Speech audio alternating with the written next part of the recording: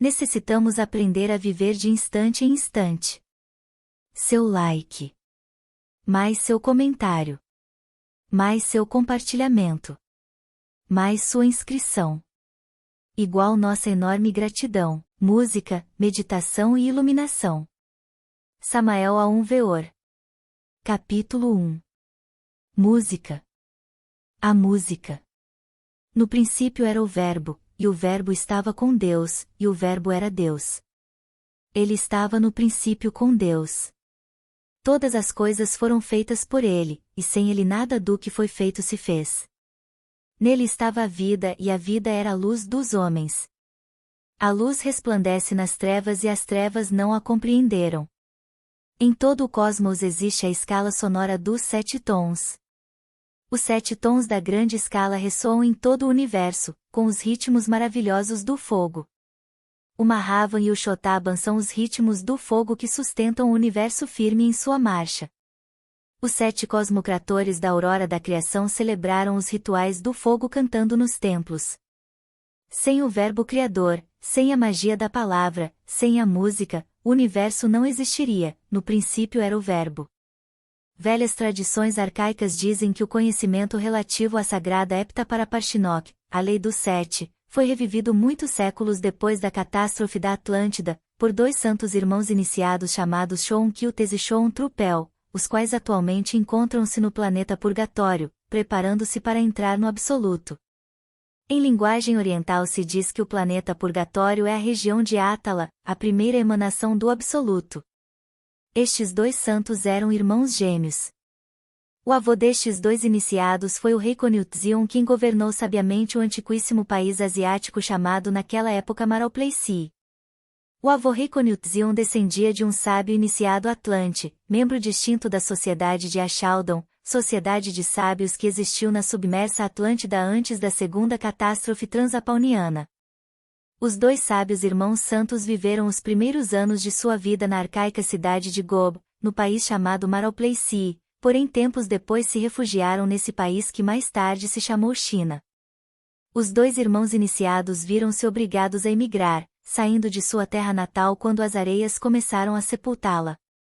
Gob foi sepultada pelas areias e hoje esse lugar é o deserto de Gobi. Os 2 irmãos, em princípio, só se especializaram em medicina. Porém, depois se tornaram grandes sábios e viveram no lugar que mais tarde se chamou China. Coube a estes irmãos iniciados a alta honra de haverem sido os primeiros investigadores do ópio. Os 2 irmãos descobriram que o ópio consiste em 7 cristalizações independentes subjetivas com propriedades bem definidas.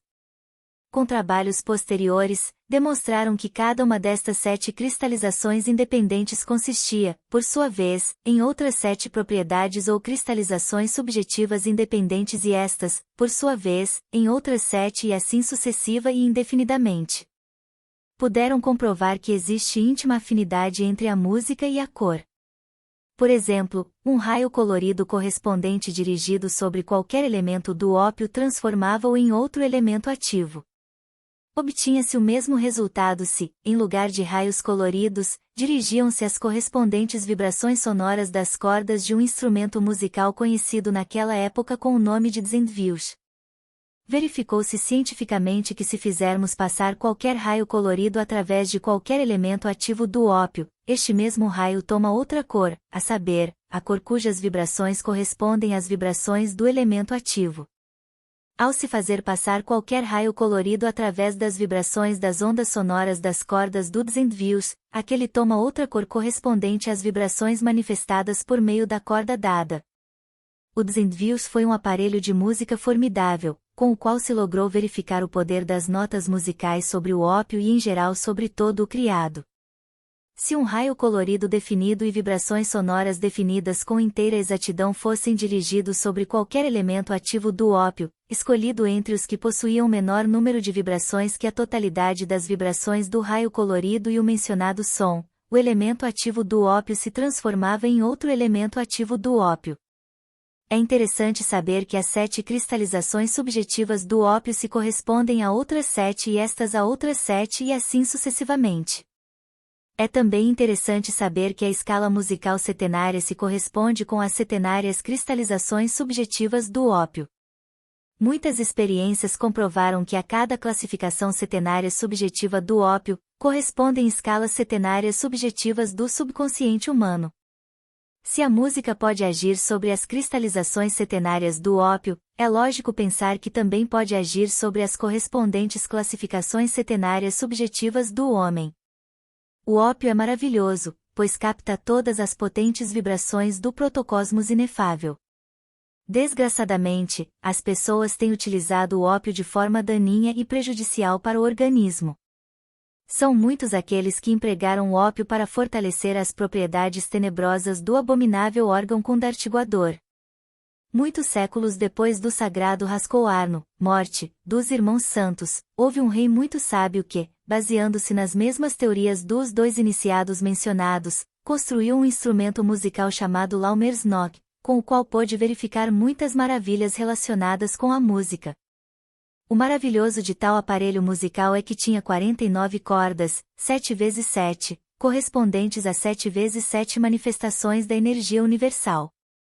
Este aparelho foi formidável, tinha 7 oitavas musicais que estavam relacionadas com as 7 vezes 7 formas de energia cósmica.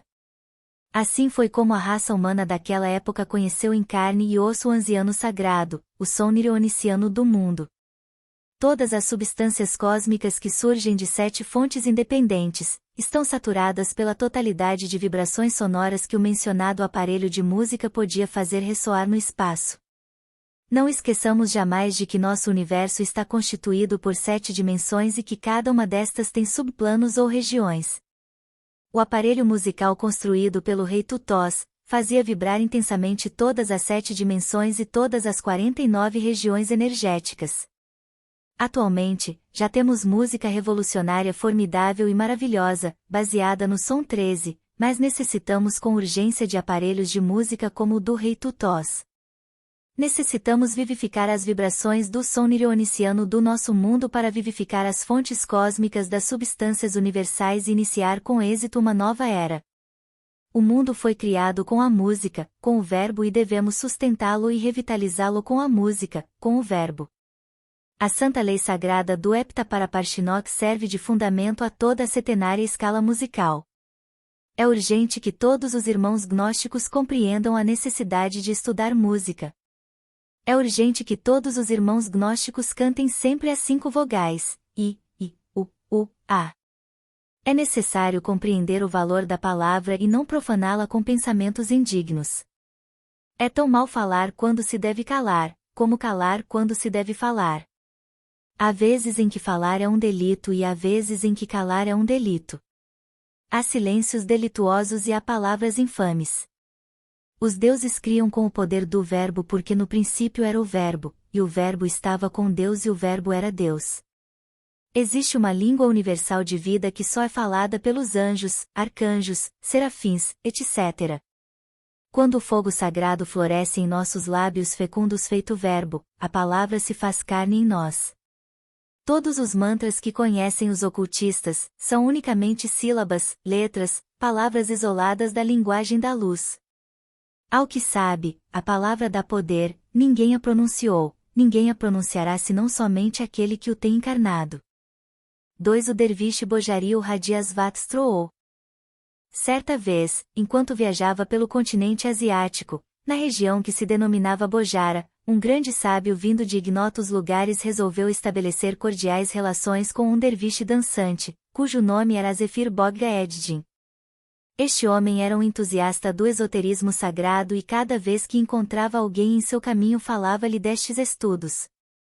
Quando encontrou o nosso sábio a alegria foi grande, sorria feliz e o tema a tratar versou então sobre essa ciência chinesa antiga chamada Shatshaimernis. O que hoje se sabe sobre essa ciência misteriosa conhecida pelos gêmeos chineses iniciados, dos quais falamos no primeiro capítulo desta mensagem, são só fragmentos de uma totalidade formidável. Em outros tempos, quando ainda viviam na China esses 2 gêmeos iniciados, esta ciência denominava-se assim. Totalidade da informação verdadeira acerca da lei de nonaplicidade.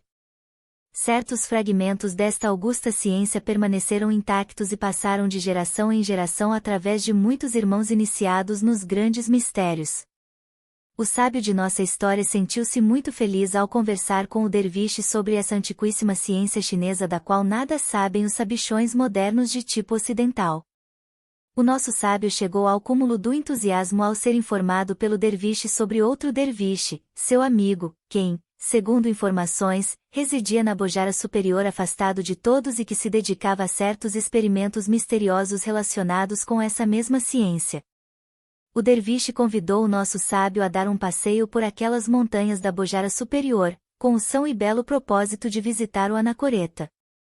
3 dias de viagem por entre montanhas escarpadas e caminhos solitários conduziram os 2 homens desta história até uma pequena garganta, situada entre os montes da Bojara Superior.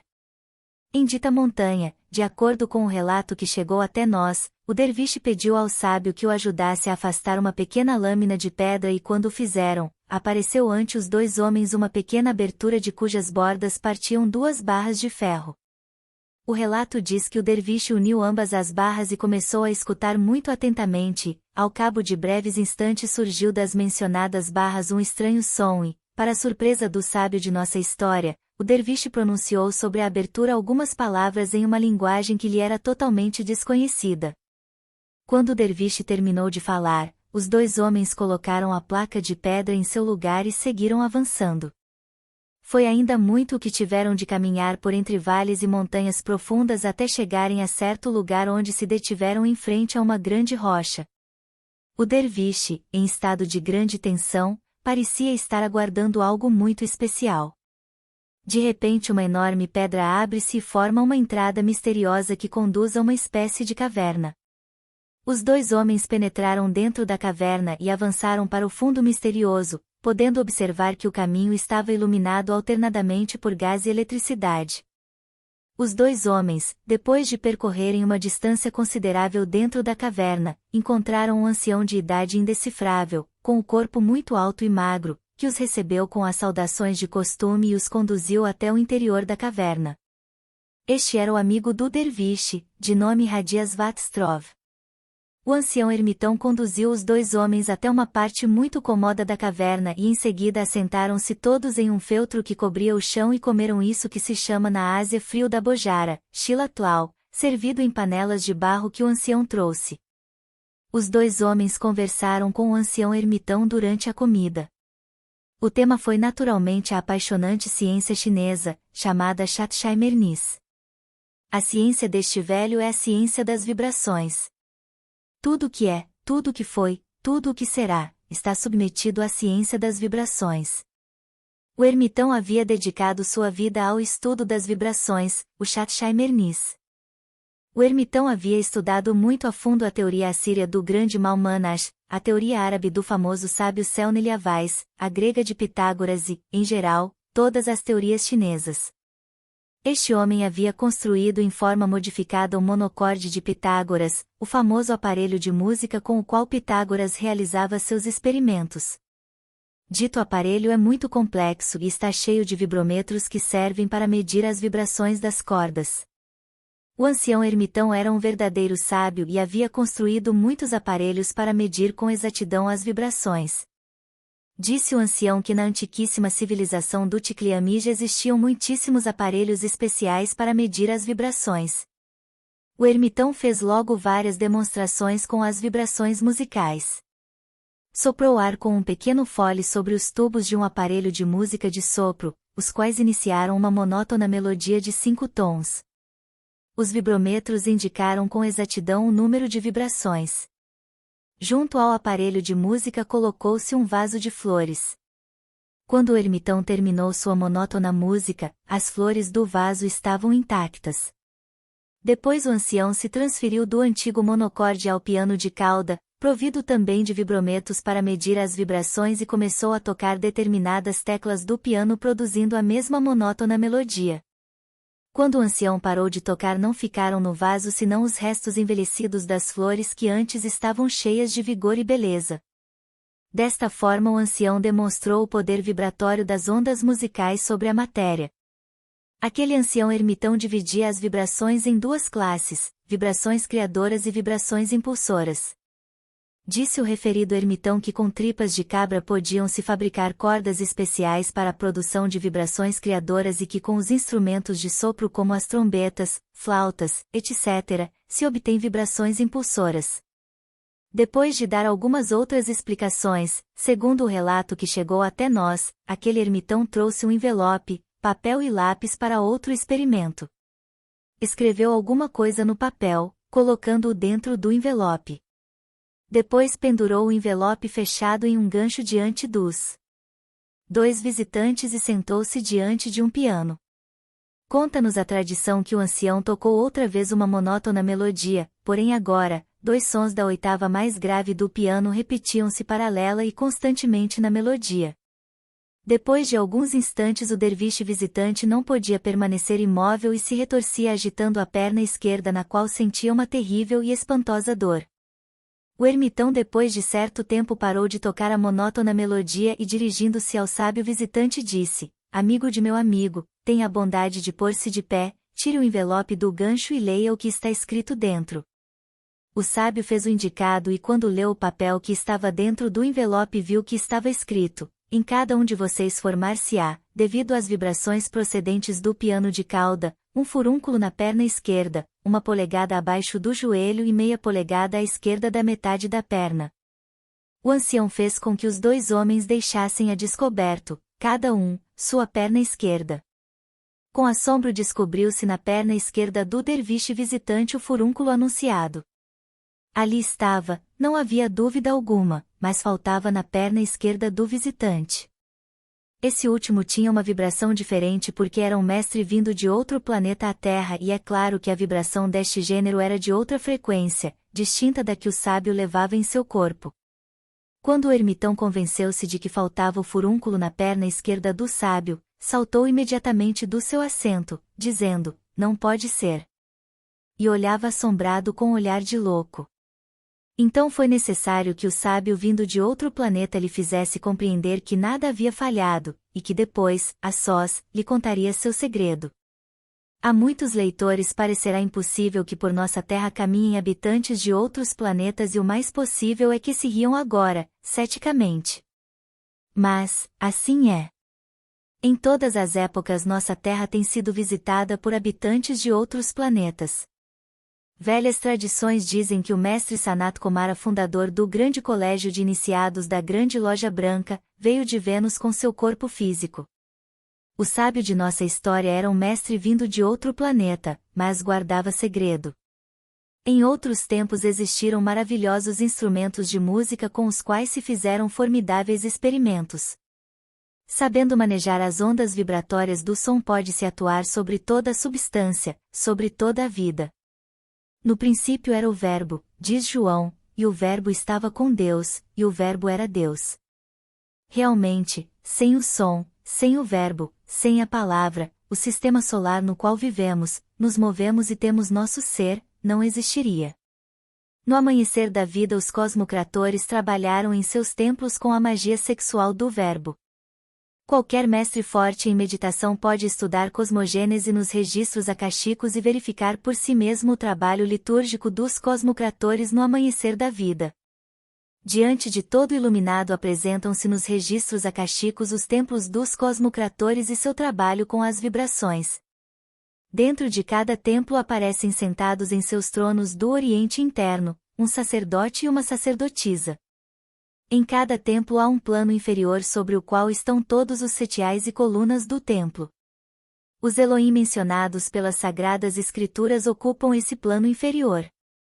Esta é a maçonaria primeva, estas são as oficinas dos cosmocratores. Canta o sacerdote, canta a sacerdotisa e cantam todos os Elohim do templo e suas vozes ressoam no caos. Assim se realizam os rituais do fogo no amanhecer da vida e as três forças, chamadas masculina, feminina e neutra, vibram cientificamente produzindo múltiplos fenômenos na matéria. Então, se faz fecunda a grande mãe, a matéria-prima da grande obra, e brotam os germens de toda a criação.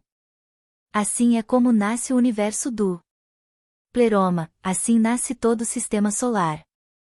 A magia sexual do Verbo criou este universo no qual vivemos, nos movemos e temos nosso ser. Nosso sistema solar em princípio foi sutil, depois foi se tornando cada vez mais e mais denso até tomar a atual consistência física. Este universo é portanto um produto das vibrações do Verbo, da música. A Lei do 3. Capítulo 3. Amadíssimos, é necessário que conheçamos a fundo a Lei do 3. É urgente saber qual é o lugar que ocupamos neste raio maravilhoso da criação.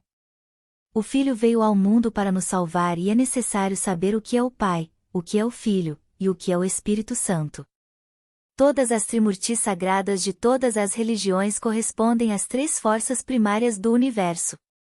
O Pai, o Filho, e o Espírito Santo constituem uma trindade dentro da unidade da vida. Ísis, Osíris e Horus, Brahma, Vishu e Shiva, etc., são as trimurtis sagradas que representam sempre as mesmas três forças primárias.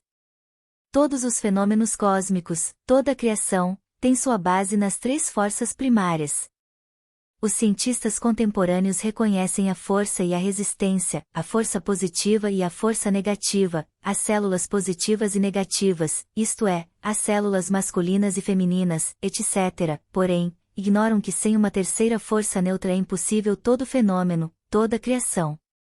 É certo e de toda verdade que uma ou duas forças não podem produzir nenhum fenômeno, porém os cientistas creem que as forças positiva e negativa podem produzir todos os fenômenos.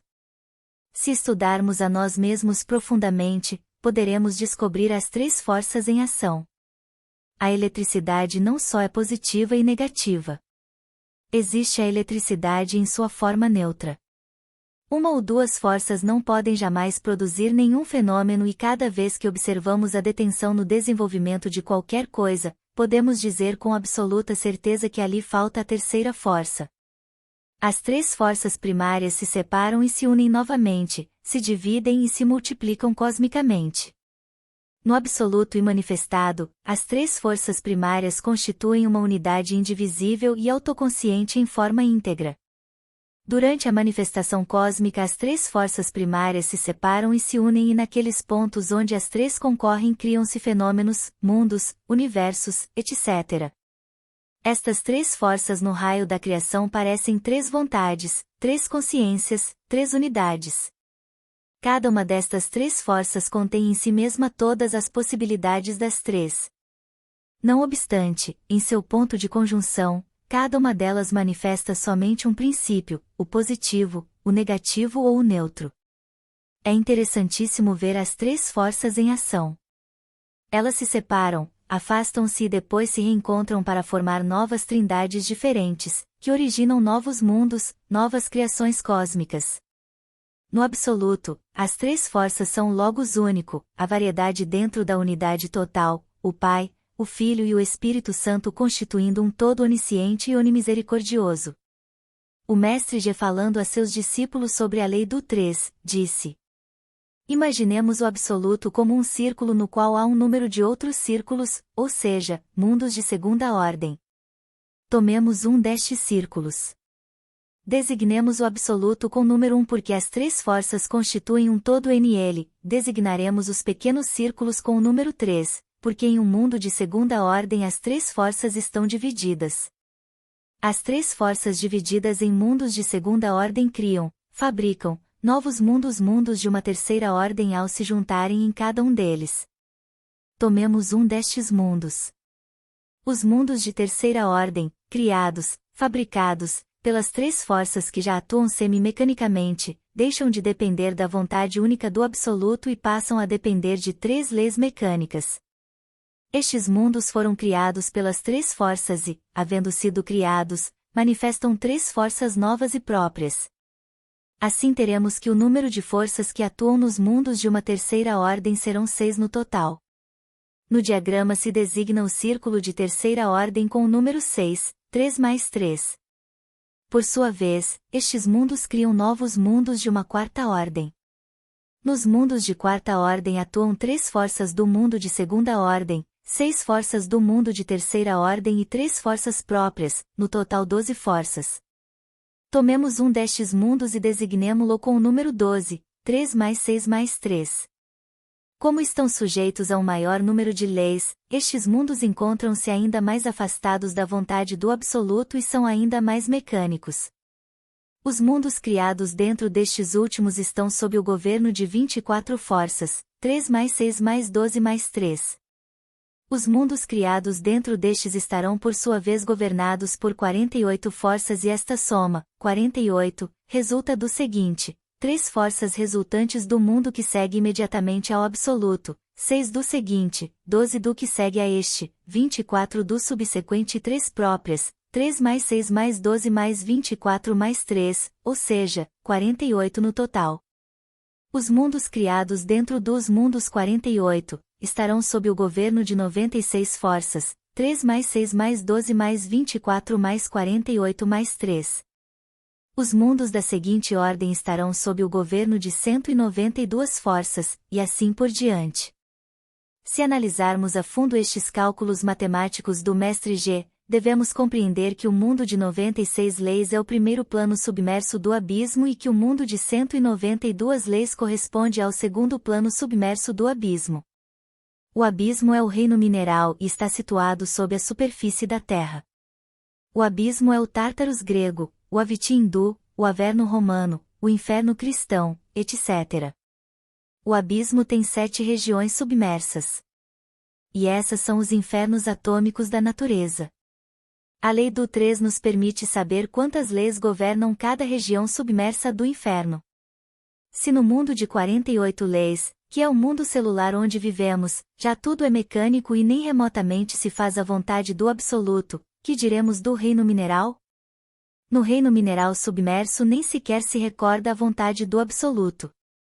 O raio da criação começa no absoluto e termina no inferno. A ordem do raio da criação é assim: 1 absoluto. 2 todos os mundos. 3 todos os sóis. 4 o Sol. 5 todos os planetas. 6 a Terra. 7 o Inferno. Lamentamos ter que divergir do mestre G na questão da Lua. O mestre G crê que o raio da criação começa no absoluto e termina na Lua. O mestre G supõe que a Lua é um fragmento desprendido da Terra em um remoto passado arcaico. O mestre G crê que a Lua é um mundo que está nascendo e que se alimenta da vitalidade terrestre. Os que estivemos ativos no passado dia cósmico, sabemos perfeitamente que a Lua foi um mundo como a Terra, um mundo submetido a muitos processos evolutivos e involutivos, um mundo que teve vida em abundância e que já morreu. A Lua é um cadáver. A Lua pertence ao passado raio da criação. A Lua não pertence ao nosso atual raio da criação.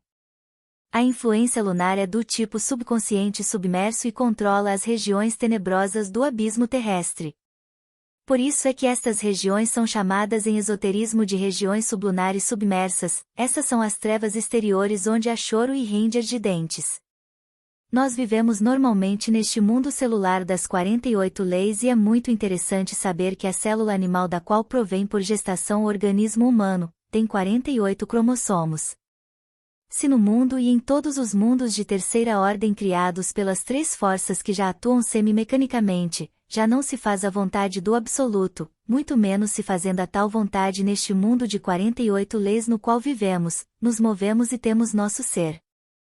Somente um consolo nos resta, embora seja no fundo terrível, e é que abaixo de nós, sob a superfície da Terra existem mundos de 96, 192 forças e ainda muito mais, que são tremendamente mais complicados e terrivelmente materialistas, onde nem sequer se recorda que existe a vontade do absoluto.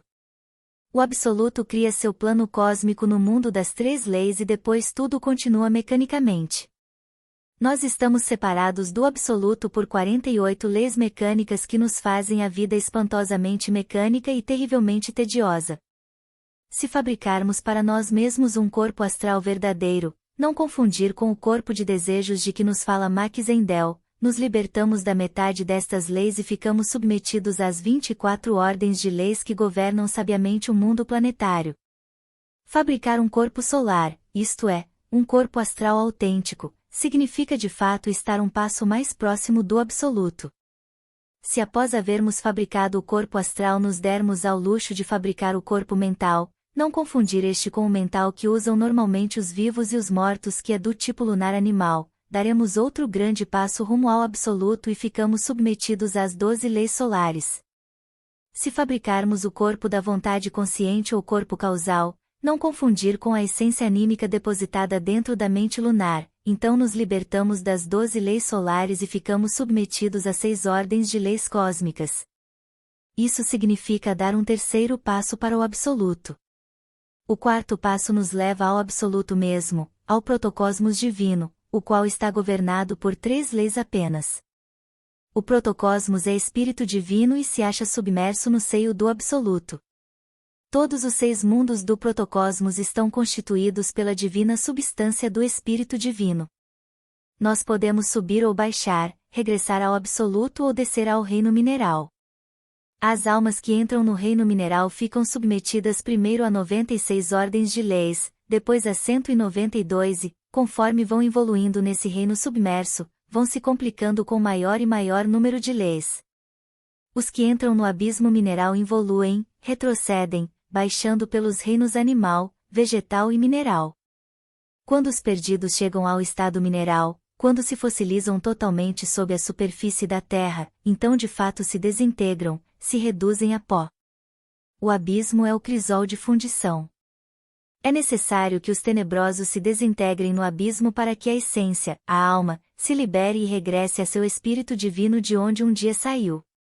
No crisol de fundição, as almas petrificadas são fundidas pelo processo cósmico que Ibsen simbolizou como o fundidor de botões em PyRGYNT.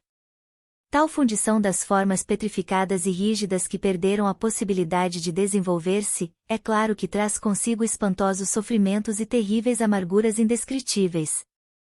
O crisol de fundição tem por objetivo restaurar o produto psíquico defeituoso, retorná-lo a seu estado natural de pureza primitiva e libertá-lo dos corpos lunares depois de desintegrar o eu por meio da involução submersa. No crisol de fundição cósmica se reduzem a pó os corpos lunares e o ego. Somente reduzindo-se a pó o ego e seus corpos lunares, pode libertar-se do abismo a essência, a alma, o princípio psíquico. Um sábio autor dizia: a descida ao inferno é, portanto, uma viagem para trás na involução, uma submersão em densidade sempre crescente, em obscuridade, rigidez e em um tédio inconcebível de tempo, uma queda para trás através das idades ao caos primitivo, onde a infinita ascensão para o conhecimento de Deus tem que começar outra vez desde o princípio. O livro tibetano dos mortos diz, referindo-se ao abismo: ao cair aí, terás que sofrer padecimentos insuportáveis e donde não há tempo certo de escapar. Dante situa o inferno dentro do interior da Terra e o considera formado por esferas concêntricas de densidade crescente. Essas esferas são do tipo sublunar. Cada uma dessas esferas submersas está governada por uma abrumadora quantidade de leis que podem começar por 96, continuar com 192 e multiplicarem-se sucessivamente de acordo com a lei do 3.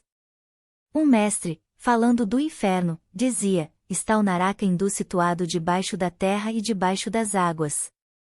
Este é o Aralu babilônico, a terra do não retorno, a região da obscuridade, a casa na qual o que entra não segue adiante, o caminho do qual o viajante nunca regressa, a casa cujos habitantes não veem a luz, a região onde o pó é o pão e o lodo o seu alimento. Esse é o Tártaros grego ao qual conduzia a boca da terra onde flui uma quantidade de fogo e há enormes rios de fogo e muitos rios de lodo, uma caverna na terra que é a maior de todas elas, e ademais atravessa toda a terra. Aqueles considerados incuráveis são lançados pelo anjo no Tártaros e daí não saem mais. Este é o Amente egípcio representado no plano cósmico da grande pirâmide por uma câmara pétrea obscura e 100 pés abaixo da superfície, cujo piso se deixou informe e da qual um passadiço final conduz a nenhuma parte. Inferno vem da palavra latina infernus e esta palavra significa região inferior. A região inferior não é a região celular em que vivemos. A região inferior é o submundo, o reino mineral submerso, sob a superfície da crosta terrestre. O inferno é então um submundo com 7 regiões dentro da terra. A litosfera é o reino dos minerais e a barisfera é o reino dos metais. Todos os seres humanos um pouco mais tarde ou um pouco mais cedo se identificam com o reino mineral por sua persistência no crime e terminam por entrar no reino mineral, para correr a sorte dos minerais. Os processos geológicos e o tempo geológico são espantosamente lentos e dolorosos. Raros são os seres humanos que resolvem libertar-se das 48, 24, 12 e 6 leis para entrar ao absoluto. A humanidade, em seu conjunto, prefere sempre passar das 48 para as 96 leis. É mais fácil entrar no mundo das 96 leis do que se libertar das 48 e a humanidade prefere sempre o mais fácil. A humanidade se encanta em ter coração de pedernal, coração de pedra, etc. A humanidade gosta de identificar-se com o reino mineral e compartilhar a sorte do mineral.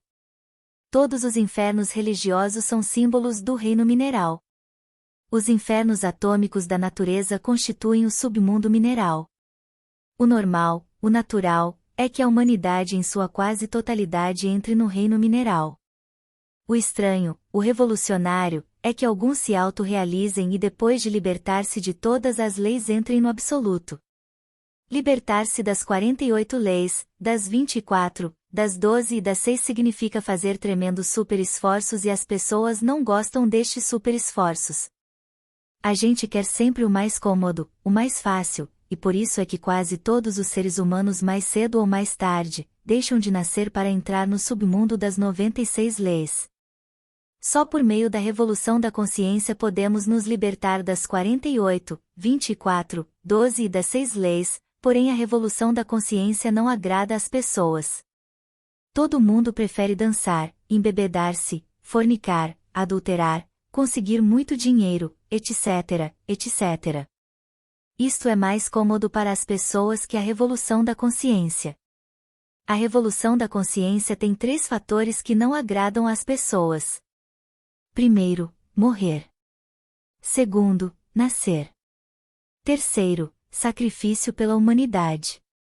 As pessoas acham muito difícil isso. Raro é aquele que quer morrer, isto é, desintegrar seu querido eu. Raro é aquele que de verdade se resolve a efetuar a conexão sexual sem ejaculação do sêmen com o propósito de fabricar o legítimo corpo astral, o autêntico mental e o verdadeiro causal. Ou corpo da vontade consciente. Raro é aquele que está resolvido a sacrificar-se pela salvação do mundo. As pessoas preferem gozar os prazeres da terra e entrar no submundo mineral para correr a sorte dos minerais, isso é mais fácil, mais cômodo, mais suave. A revolução da consciência requer tremendos super-esforços e as pessoas não gostam de nada que as incomode. Capítulo 4. A materialidade cósmica.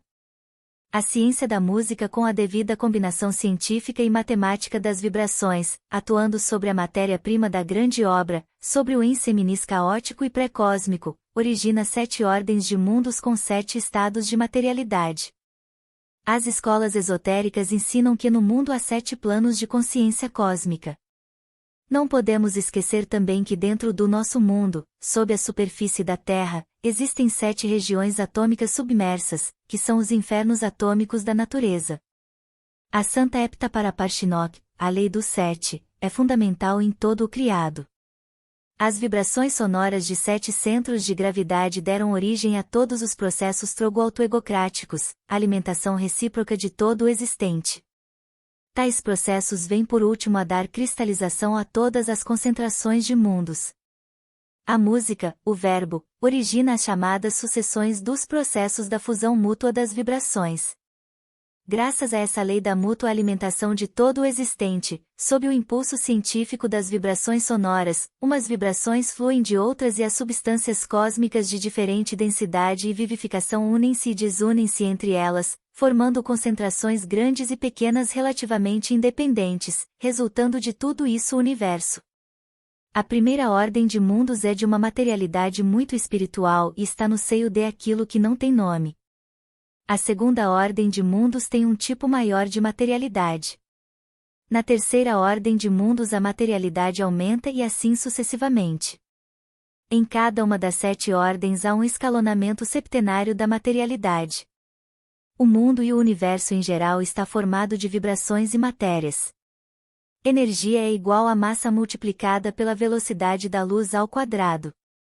A massa se transforma em energia, a energia se transforma em massa. A matéria acha-se em estado vibrante, a velocidade da vibração está em proporção inversa à densidade da matéria. Cada átomo da primeira ordem de mundo só contém dentro de si mesmo um átomo do absoluto e por isso a primeira ordem dos mundos é 100% espiritual.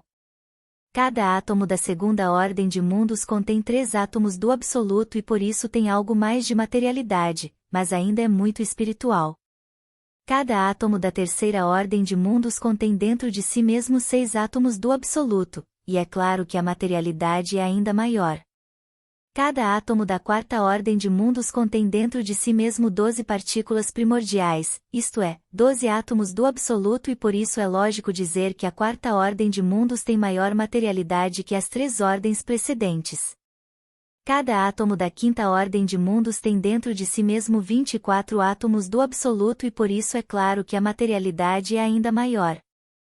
Nós, pobres animais intelectuais condenados por desgraça à pena de viver, temos realmente a má sorte de existir neste afastado e obscuro rincão do universo que pertence a uma sexta ordem de mundos.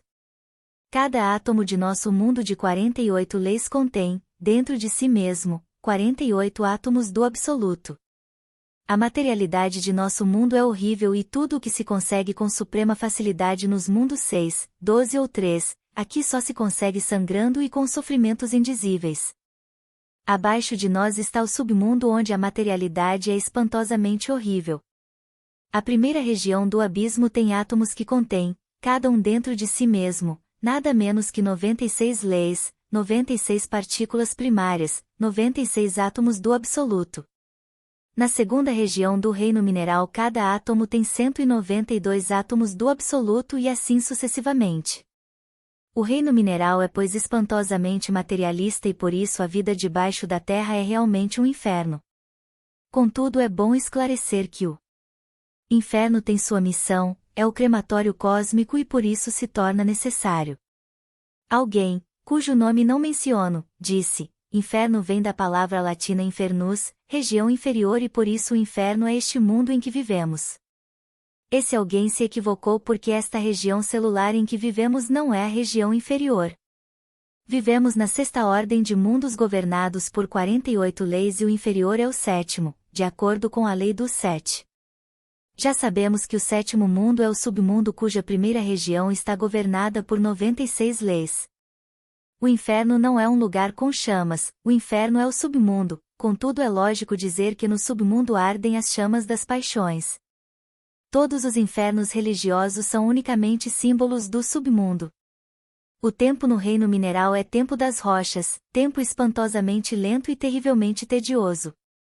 Cada pequeno acontecimento no submundo equivale a 80, 800, 8.000 e a 80.000 anos. Os perdidos da antiga terra-lua chamados lucíferes, arrimas ou anagaricas de turbante vermelho, ainda vivem nesse reino mineral submerso e acham que vão muito bem, que estão progredindo. Os perdidos sempre acham que vão muito bem e estão cheios de muito boas intenções.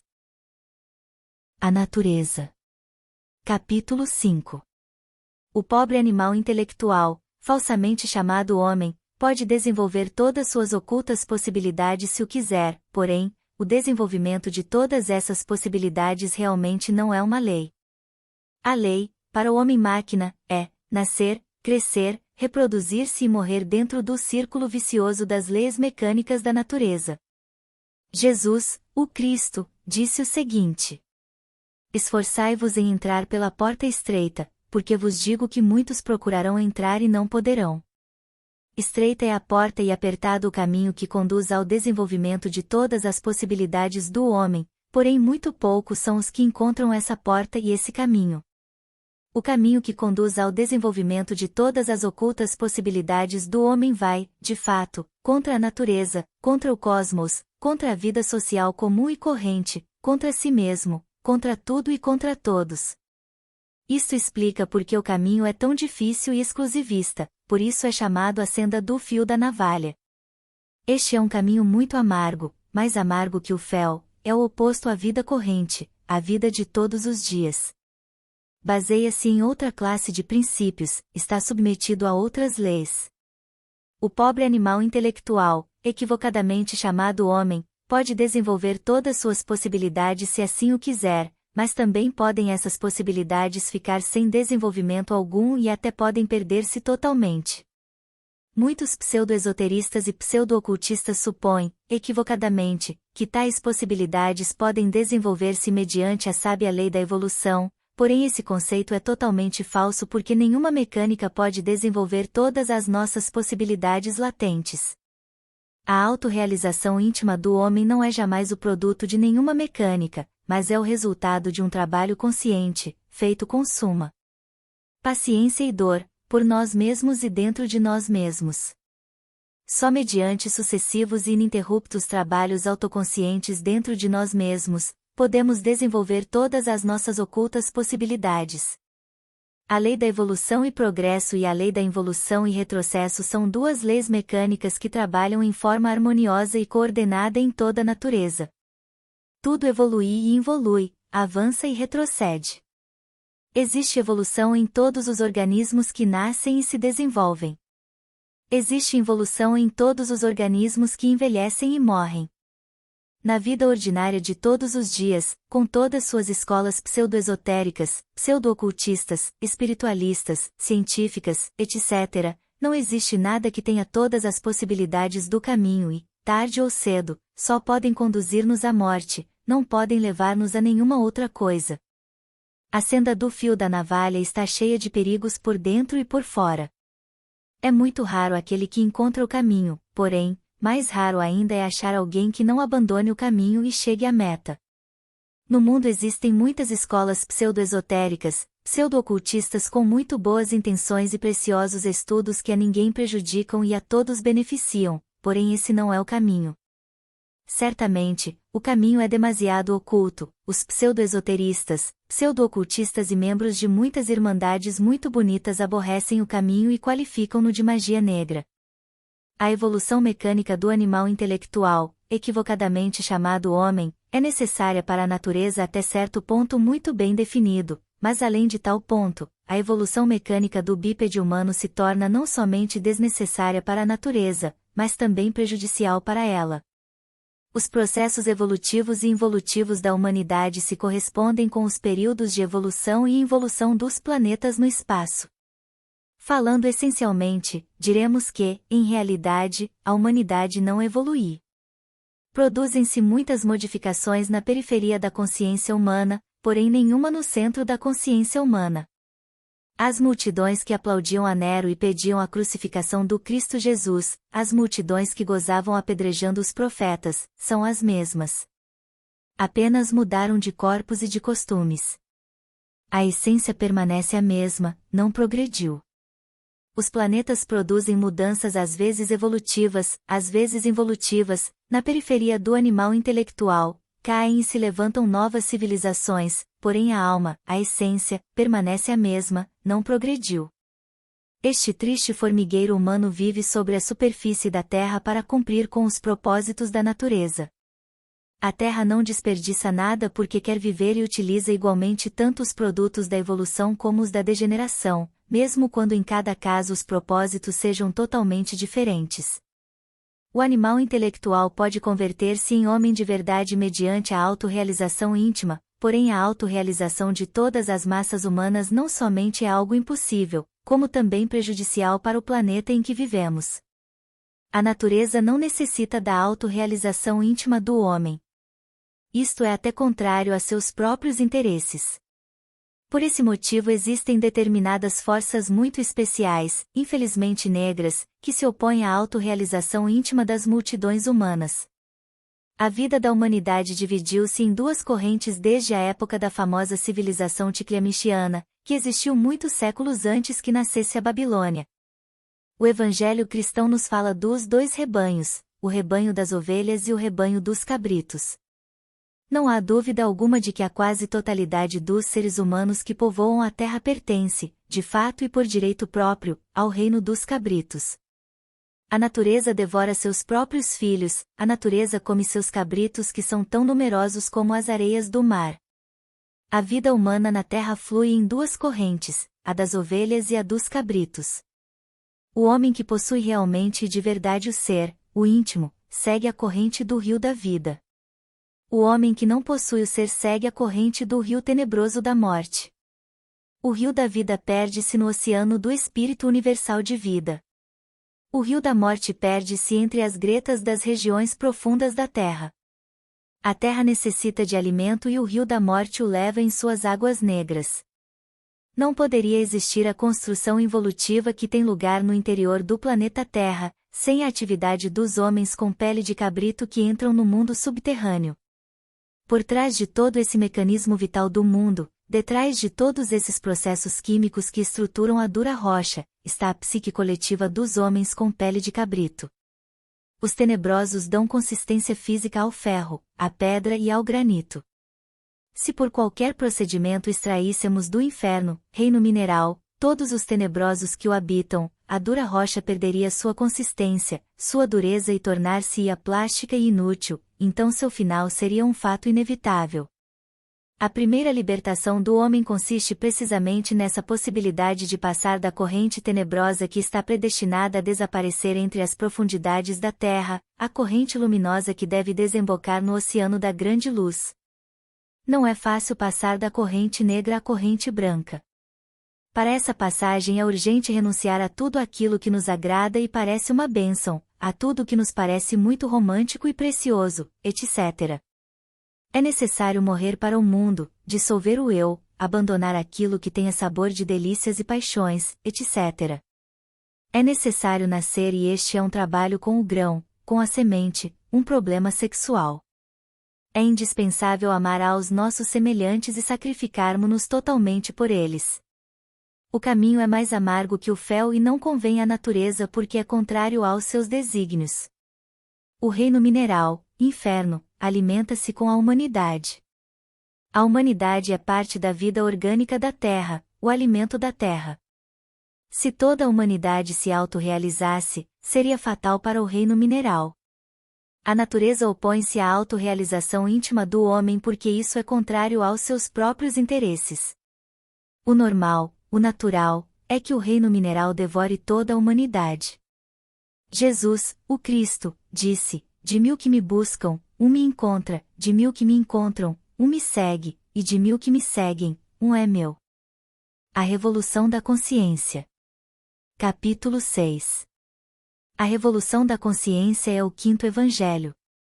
Nós necessitamos com urgência de uma mudança radical, total e definitiva e isto só é possível mediante a revolução da consciência. A autorrealização íntima só é possível em indivíduos isolados, com a ajuda de conhecimentos e métodos adequados. Semelhante revolução íntima pode ocorrer somente dentro do indivíduo e está de fato contra os interesses da natureza. O desenvolvimento de todas as possibilidades ocultas no animal intelectual não é necessário, senão única e exclusivamente para o mesmo. Nem a natureza nem a ninguém interessa o desenvolvimento de tais possibilidades individuais. O mais grave de tudo isto é saber que ninguém tem obrigação de ajudar o indivíduo revolucionário. Ninguém tem a mais leve intenção de ajudar um revolucionário desta classe. Está-se completamente só e se um mestre revolucionário resolve orientar-nos, é realmente haver tido muita sorte. As forças tenebrosas que se opõem resolutamente à autorrealização íntima das grandes massas humanas, também se opõem resolutamente e até em forma violenta à autorrealização íntima do indivíduo. Todo homem revolucionário tem que ser suficientemente astuto para enganar as forças tenebrosas, mas as massas humanas desgraçadamente não podem fazê-lo. Só o indivíduo revolucionário pode ser engenhoso o bastante para ser mais esperto que estas forças tenebrosas. Não existe autorrealização obrigatória nem mecânica. A autorrealização íntima do homem é o resultado da luta consciente. A natureza não necessita da autorrealização íntima do ser humano, não a quer, a aborrece e luta contra ela com as melhores armas. A autorrealização íntima só pode ser uma necessidade urgente para o indivíduo revolucionário, quando este se dá plena conta de sua horrenda situação e da abominável sorte que lhe espera, que é a de ser tragado vorazmente pelo reino mineral. A revolução da consciência só é possível no sentido de ganhar, de conquistar nossas próprias possibilidades latentes, nossos próprios tesouros escondidos. Se toda a espécie humana quisesse obter o que lhe corresponde por direito próprio, a autorrealização íntima tornar-se-ia impossível, porque o que é possível para o indivíduo revolucionário, é impossível para as massas. A vantagem que tem o revolucionário separado, é que realmente é demasiadamente insignificante e para os fins da grande natureza não tem a menor importância a existência de uma máquina a mais ou a menos. Se uma célula microscópica de nosso corpo se revoluciona contra nós, isso não tem a menor importância e, porém, se todas as células de nosso corpo se revolucionam, então sim a coisa é grave e vamos à procura do médico e combatemos tal revolução com todas as armas da ciência. Ocorre exatamente o mesmo com o indivíduo isolado, pois é demasiado pequeno para conseguir influenciar a vida total do organismo planetário no qual vivemos, movemos e temos o nosso ser. Aqueles que afirmam que todos os seres humanos chegarão cedo ou tarde à autorrealização íntima mediante a evolução da natureza, são uns tremendos mentirosos, uns farsantes, uns embusteiros, porque jamais existiu nem nunca existirá autorrealização mecânica. A autorrealização íntima é a revolução da consciência e esta jamais pode revolucionar-se inconscientemente. A revolução do homem é a revolução de sua vontade e jamais poderia ser uma revolução involuntária de tipo mecânico. A autorrealização íntima é o resultado de supremos autoesforços, voluntários e perfeitamente autoconscientes. A autorrealização íntima exige tremendos superesforços individuais e estes só são possíveis mediante a revolução da consciência. Jesus, o Cristo, jamais prometeu o reino a todos os seres humanos. Jesus faz ênfase na dificuldade para entrarmos no reino. Árvore que não dá fruto, será cortada e lançada ao fogo. Muitos são os chamados e poucos os escolhidos. O reino dos céus é semelhante a uma rede que, lançada ao mar, recolhe toda classe de peixes e, uma vez cheia, atiram-na à praia, e sentados, recolhem o bom em cestas, e o mal lançam fora. Assim será o fim do ciclo, sairão os anjos e apartarão aos maus dentre os justos, e os lançarão dentro do forno de fogo, o reino mineral. Ali haverá o choro e o ranger de dentes. Só o homem verdadeiramente revolucionário pode entrar no reino da magia branca, no reino do esoterismo, no magis regnum, regnum dei. Jesus disse, o reino dos céus se toma por assalto, os valentes o têm tomado. O normal, o natural, é que a raça de animais intelectuais, falsamente chamados homens, caia no abismo, que seja devorada por Amit, o devorador dos mortos, cujas mandíbulas de crocodilo são uma prefiguração de todas as bocas do inferno da Idade Média.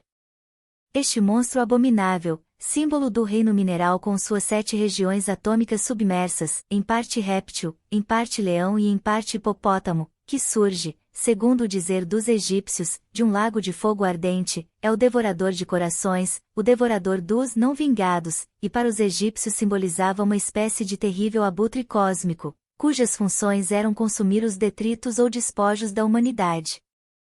Não é raro que alguém entre no reino mineral, isso é o normal e o reino mineral necessita disso para seu alimento psíquico.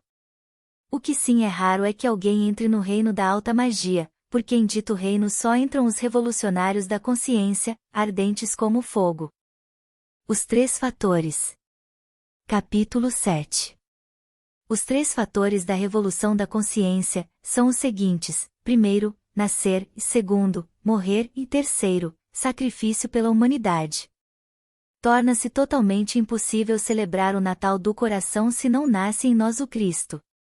Quem quiser celebrar com júbilo o Natal do coração, deve fabricar os corpos existenciais superiores do ser. Só fabricando os corpos existenciais superiores do ser podemos encarnar o Cristo íntimo. Já em todas nossas passadas mensagens dissemos que os atuais corpos internos mencionados pelas escolas pseudo-esotéricas e pseudo-ocultistas, não servem para nossa autorrealização íntima porque são corpos lunares. Nós necessitamos, com urgência, fabricar os corpos solares, os corpos existenciais superiores do ser. A fabricação desses corpos solares só é possível praticando o maituna, magia sexual, com o objetivo de transmutar o famoso hidrogênio sexual, Si-12. Só com o hidrogênio sexual C12 podemos fabricar os corpos existenciais superiores do ser. É totalmente impossível encarnar o ser se não possuímos os corpos solares. É absolutamente impossível possuir os corpos solares se não os fabricarmos por meio do Maituna. A chave do Maituna já demos muitíssimas vezes, porém temos que repeti-la para aqueles que não a conhecem. Conexão sexual do Lingam Yonis sem derramar jamais o inseminis e isto durante toda a vida. Muito temos esclarecido, muito temos dito também em passadas mensagens sobre a necessidade de sabermos morrer. É urgente a morte mística, a morte do eu, do mim mesmo, do si mesmo. Temos explicado bastante que o eu é legião de diabos. É urgente desintegrar esse eu, reduzi-lo a pó com o único propósito de que dentro de nós só exista o ser. É claro que, para desintegrar o eu, necessita-se de uma ética revolucionária baseada na psicologia. Nós ensinamos essa ética, nós ensinamos essa psicologia. A dissolução do eu é revolução radical, total e definitiva. O terceiro fator da revolução da consciência consiste em sacrificar-se pela humanidade, em mostrar o caminho a outros, isso é caridade bem entendida, isso é amor. Muito temos explicado e muito temos dito em nossas passadas mensagens sobre os três fatores básicos da revolução da consciência, porém as pessoas são tíbias e Cristo disse, sede frios ou quentes, porém não mornos porque os mornos serão vomitados de minha boca.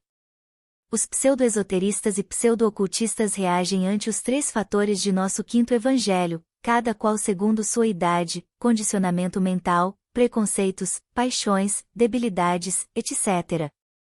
As pessoas cheias de potência sexual preferem começar o trabalho com o Maituna, porém deixam no esquecimento a morte do eu e o sacrifício pela humanidade. Os pobres velhos decrépitos, anciães e anciãs, assim como os enfermos, os impotentes, preferem começar o trabalho com a dissolução do eu e, porém, cometem o erro de confundir nossa ética revolucionária com essa falsa moral morna, subjetiva e insípida, incoerente, absurda, tão alardeada por todos os irmãozinhos das diferentes escolas pseudo-esoteristas e pseudo-ocultistas. Por último, existem alguns irmãozinhos das escolas acima citadas, que preferem começar o trabalho sacrificando-se pela humanidade, fazendo algo por seus semelhantes, porém cometem o erro de esquecer a dissolução do eu e o Maituna, magia sexual. Existem também muitíssimos casos de pessoas sexualmente potentes e cheias de vida, que preferem começar o trabalho com a dissolução do eu, porém não são revolucionárias.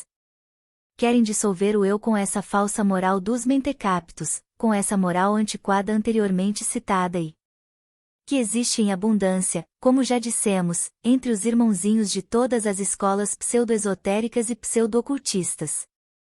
Estas pessoas geralmente costumam dizer, com certo ar de santarronice, a primeira coisa que necessitamos é a moral, porque sem esta não há nada e tudo o mais que venha depois. Assim se escapam, fugindo para refugiar-se nessa inércia pesada e horrível da falsa moral. É claro que toda essa gente fracassa inevitavelmente e ainda quando tenham neste mundo milhões de vidas, finalmente deixam de nascer para entrar no reino mineral. O abismo está cheio de equivocados sinceros e de pessoas cheias de muito boas intenções. É correto que um ancião impotente adie o Maituna para sua futura vida e que comece o trabalho dissolvendo o eu, porém, não é correto querer dissolver o eu à base de santarronice. É correto que as pessoas cheias de potência sexual comecem agora mesmo a trabalhar com Maituna para fabricar seus corpos solares, porém, não é correto que estas pessoas não se preocupem pela dissolução do eu nem pelo sacrifício pela humanidade. É correto que nos sacrifiquemos pela humanidade, porém, não é correto esquecer a dissolução do eu e a fabricação dos corpos existenciais superiores do ser. A autorrealização íntima só é possível trabalhando com os três fatores básicos da revolução da consciência. O abuso sexual. Capítulo 8. É urgente que compreendamos em forma íntegra a necessidade de libertar-nos deste mundo de 48 leis em que vivemos, se é que não queremos nos degenerar para cair no mundo horroroso das 96 leis. O estudo das 48 leis em que vivemos é realmente um estudo muito profundo. Se quisermos nos libertar das 48 leis devemos estudá-las em nós mesmos. A princípio compreenderemos que estamos controlados por inumeráveis leis criadas por nós mesmos e pelas pessoas que nos rodeiam. Depois compreenderemos que estamos escravizados por estas leis. Quando começamos a nos libertar de todas essas leis aborrecedoras criadas pela sociedade, é claro que nossos semelhantes convertem-se em nossos inimigos, porque já não coincidimos com eles na forma equivocada de pensar, sentir e agir. A revolução da consciência é terrível e nossos semelhantes odeiam-na mortalmente em forma instintiva, pois não a conhecem.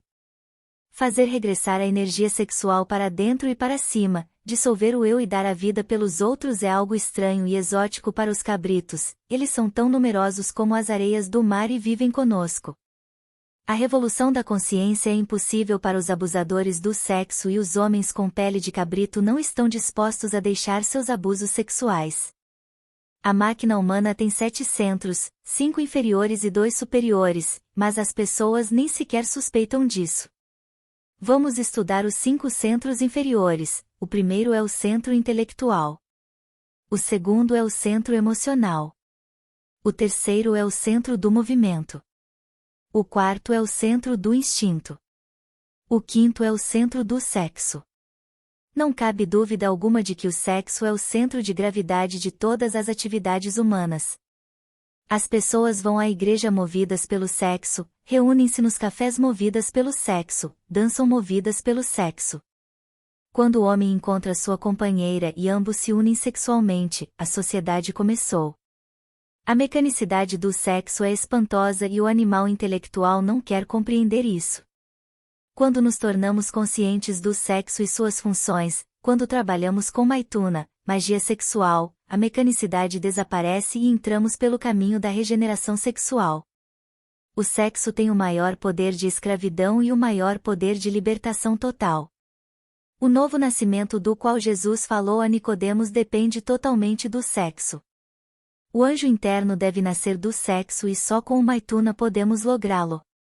Se quisermos o Natal verdadeiro, necessitamos que o menino Deus de Belém nasça dentro de nós e isso é possível com o maituna, magia sexual. O maravilhoso hidrogênio C12 é a matéria com a qual trabalha o sexo e que o sexo fabrica. É semente, a semente dentro da qual se acha em estado latente o anjo interno. Já explicamos que com a transmutação do hidrogênio C12 podemos fabricar o verdadeiro corpo astral, o verdadeiro corpo mental e o legítimo corpo causal. Em nossas passadas mensagens já falamos muito claro sobre tudo isso. Nenhum abusador do sexo pode fabricar aos corpos existenciais superiores do ser e por isso esses infelizes continuam depois da morte com os veículos lunares. É impossível que alguém que possua os corpos lunares possa libertar-se das 48 leis. Só fabricando os corpos solares, os corpos existenciais superiores do ser, podemos nos libertar das 48 leis. Existe abuso sexual na ação do sexo através dos outros centros da máquina humana ou na ação dos outros centros através do centro sexual. Cada centro da máquina deve funcionar com sua própria energia, porém desgraçadamente os outros centros da máquina roubam a energia do sexo. Quando os centros intelectual, emocional, do movimento e do instinto roubam a energia sexual, existe então abuso sexual. O que é mais grave de tudo isso é que o centro do sexo tem, por sua vez, que roubar energia dos outros centros com o propósito de poder trabalhar. Tudo isso é abuso sexual. Quando o sexo trabalha com seu próprio hidrogênio C12, pode-se então transmutar para fabricar os corpos existenciais superiores do ser. Infelizmente as pessoas abusam da energia sexual, gostam da desordem e de malgastar o hidrogênio C12. É fácil descobrir o abuso sexual nas pessoas. Quando há abuso sexual, o intelecto, a emoção, o movimento e o instinto têm um certo sabor especial, certo matiz inconfundível, certo apaixonamento, certa veemência que não deixa lugar a nenhuma dúvida. Pode-se ver tudo isto nos planos mentais dos senhores da guerra, nas touradas de Manolete, nos esforços apaixonados dos futebolistas em uma Olimpíada, nos violentos instintos passionais das pessoas. Onde quer que haja esbanjamento de intelecto diabólico, emoções violentas, movimentos passionais, corridas apaixonantes de automóveis, cavalos e bicicletas, jogos olímpicos, etc., ou também instintos bestiais em ação, é claro que existe então abuso sexual. O que é mais grave de todo esse abuso é que o centro do sexo se vê então obrigado a trabalhar com hidrogênios mais pesados, que correspondem aos outros centros. Quando o sexo se vê obrigado a trabalhar com hidrogênios como o 48, o 24, etc., é impossível então fabricar os corpos existenciais superiores do ser. Aqueles que gozam com filmes, novelas e pinturas pornográficas utilizam a energia sexual no centro pensante e é claro que ficam com a tendência a satisfazer-se unicamente com fantasia sexual e, cedo ou tarde, adquirem a impotência do tipo psicossexual, a daqueles que, quando de verdade vão efetuar o ato sexual, fracassam lamentavelmente. Quando o centro emocional rouba a energia sexual, vem então os sentimentalismos estúpidos, os ciúmes, a crueldade, etc., etc. Quando o centro do movimento trabalha com o hidrogênio C12 roubado do sexo, aparecem os abusadores do centro do movimento, os jogadores de futebol, os acrobatas do circo, os ciclistas das grandes corridas, etc. Quando o centro do instinto rouba a energia sexual, há então esbanjamento em atos instintivos, passionais, violentos. O abuso sexual termina de verdade quando estabelecemos dentro de nós mesmos um centro de gravidade permanente. Já o dissemos e tornamos a repetir que o eu é legião de diabos. O eu existe em forma pluralizada. Os 5 cilindros da máquina humana dão origem e força às legiões de pequenos eus, que, em seu conjunto, constituem isso que se chama ego, o eu, o mim mesmo. O eu pluralizado gasta torpemente a essência que temos dentro de nós para fabricar alma. Quando dissolvemos o eu pluralizado, termina o gastador e então a essência acumula-se dentro de nós mesmos, convertendo-se em um centro de gravidade permanente. Quando estabelecemos dentro de nós mesmos um centro de gravidade permanente, o sexo vem a trabalhar com sua própria energia, com seu próprio hidrogênio, o hidrogênio C12. O esoterismo gnóstico ensina que quando o sexo trabalha com sua própria energia, com seu próprio hidrogênio, termina o abuso sexual porque cada centro vem então a trabalhar com a energia que lhe corresponde, com o hidrogênio correspondente e não com o hidrogênio C12, roubado do sexo. É necessário dissolver o eu se quisermos que termine o abuso sexual. Muitos iniciados, no passado, dissolveram o eu em parte, e, graças a isso, fabricaram os corpos existenciais superiores do ser. Desgraçadamente muitos logo esqueceram a necessidade de desintegrar o eu totalmente, em forma radical. O resultado de semelhante esquecimento foi um novo robustecimento do eu pluralizado. Iniciados de semelhante classe converteram-se em anasmucianos com duplo centro de gravidade. Esta classe de sujeitos tem, nos mundos internos, dupla personalidade, uma branca e outra negra. Um exemplo é Andrameleque. Quando invocamos este mago no mundo molecular, pode vir a nós um grande adepto da loja branca ou também um grande adepto da loja negra. São 2 adeptos, e, não obstante, um mesmo indivíduo. Andrameleque é um anasmuciano com duplo centro de gravidade. É mago branco e negro ao mesmo tempo. Quem quiser de verdade não correr a horrível sorte de Andrameleque tem que trabalhar intensivamente com os 3 fatores básicos da revolução da consciência. Quem quiser se libertar das 48 leis deve acabar com o abuso sexual. Quem quiser acabar com o abuso sexual deve aniquilar o eu, reduzi-lo a pó. É urgente estabelecer um completo equilíbrio de todos os 5 centros da máquina e isto só é possível dissolvendo o eu. O eu e o ser. Capítulo 9. Em matéria de psicologia devemos fazer uma diferenciação exata entre o eu e o ser. O eu não é o ser nem o ser é o eu. Todo mundo diz, meu ser, pensa em seu ser, porém não sabe que coisa é o ser e o confunde com o eu. Quando batemos em uma porta, alguém pergunta, quem bate? Nós respondemos sempre dizendo, sou eu. Nisto não cometemos erro e a resposta é exata. Porém, quando dizemos, todo o meu ser está triste, enfermo, abatido, etc., então sim, erramos torpemente porque o pobre animal intelectual, falsamente chamado homem, ainda não possui o ser. Só o ser pode fazer e o homem-máquina, o pobre animal intelectual, não é capaz de fazer nada. Tudo lhe sucede, é um simples joguete mecânico movido por forças que desconhece. O animal intelectual tem a ilusão de que faz, e porém, em verdade, nada faz. Tudo sucede através dele. Se nos agridem, reagimos agredindo. Apressam-nos pelo pagamento do aluguel da casa e reagimos buscando dinheiro com ansiedade. Alguém nos fere o amor próprio e reagimos cometendo loucuras, etc. O pobre animal intelectual é sempre vítima das circunstâncias. Não é capaz de originar conscientemente as circunstâncias, porém crê equivocadamente que as origina. Realmente só o ser, o íntimo, pode determinar conscientemente as circunstâncias, porém por desgraça, o animal intelectual falsamente chamado homem ainda não possui o ser, o íntimo. Muitos estudantes de escolas pseudo-esotéricas e pseudo-ocultistas, cheios de refinadas ambições metafísicas, cometem o erro de dividir seu querido eu em duas metades arbitrárias e absurdas. Qualificam a primeira metade de eu superior e olham depreciativamente a segunda metade, dizendo, esse é o eu inferior. O mais curioso de tudo isto, o mais cômico e trágico ao mesmo tempo, é ver esse desgraçado eu inferior lutando desesperadamente para evoluir e aperfeiçoar-se para conseguir algum dia a ansiada união com o eu superior. É ridícula a pobre mente do animal intelectual fabricando o eu superior, conferindo-lhe atributos divinos, dando-lhe poderes extraordinários para controlar a mente e o coração.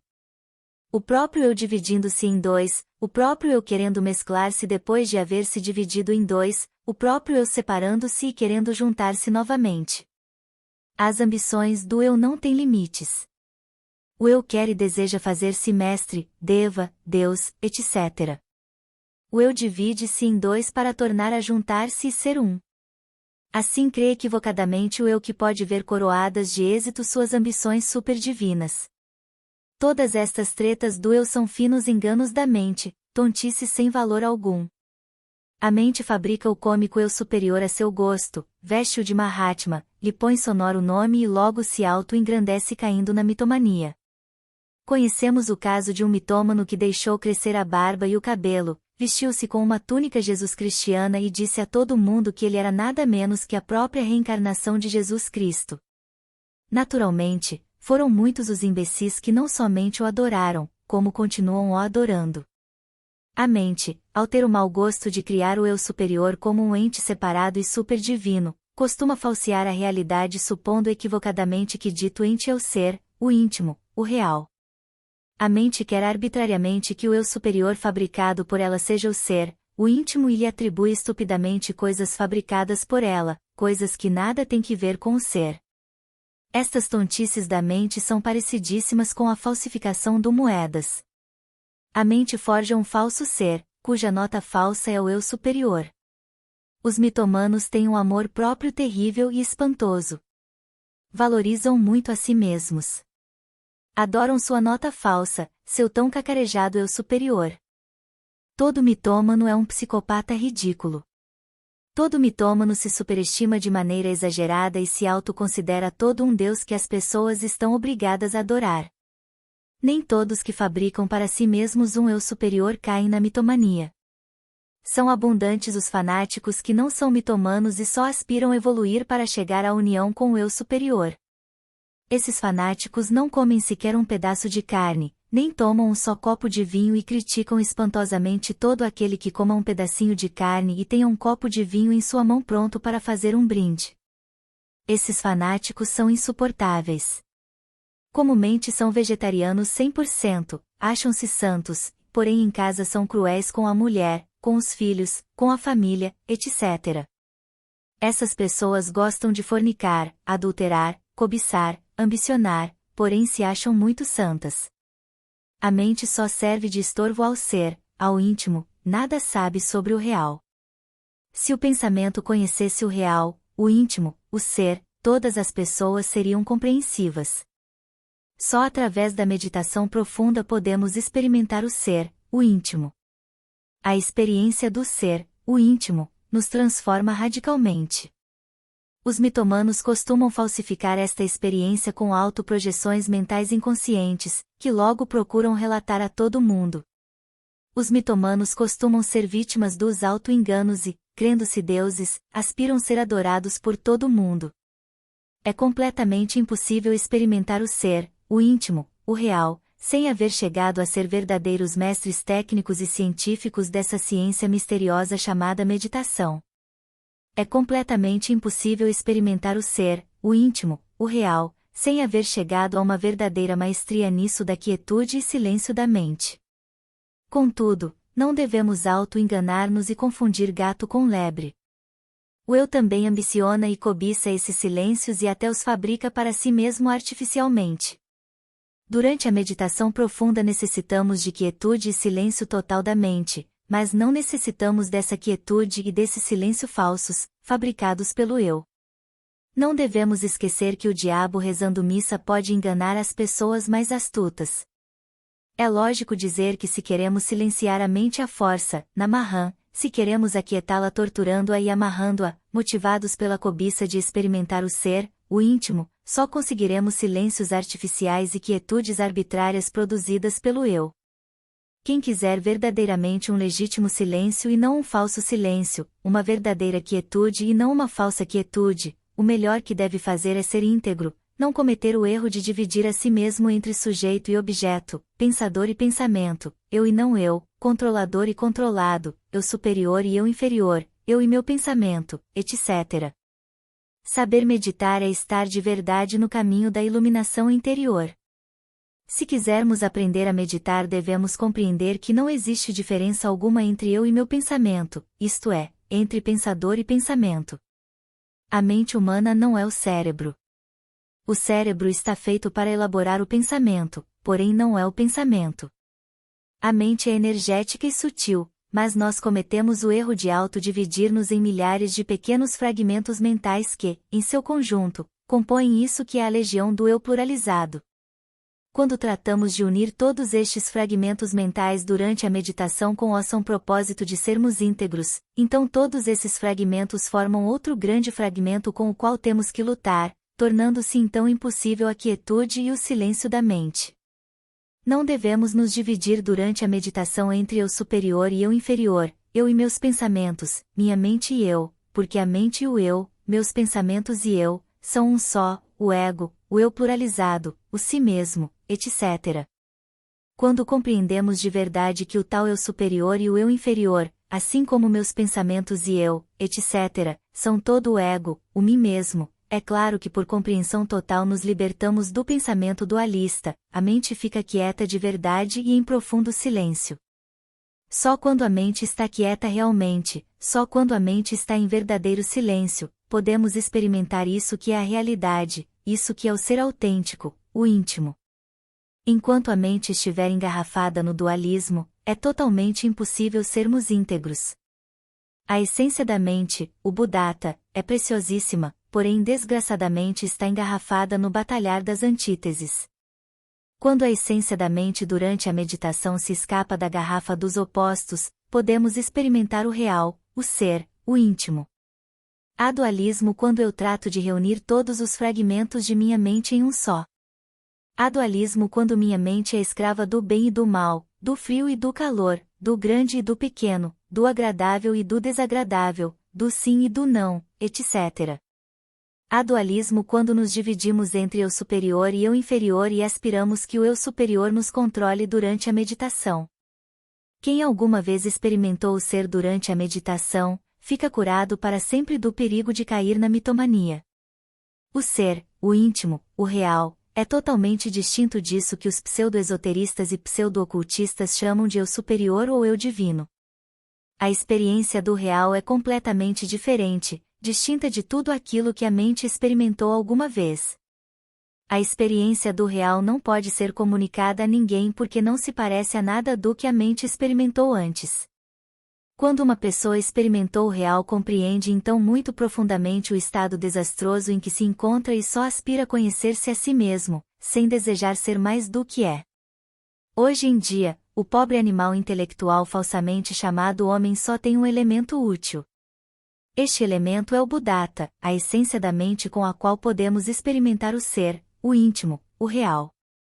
Este precioso elemento está metido na garrafa do intelecto animal.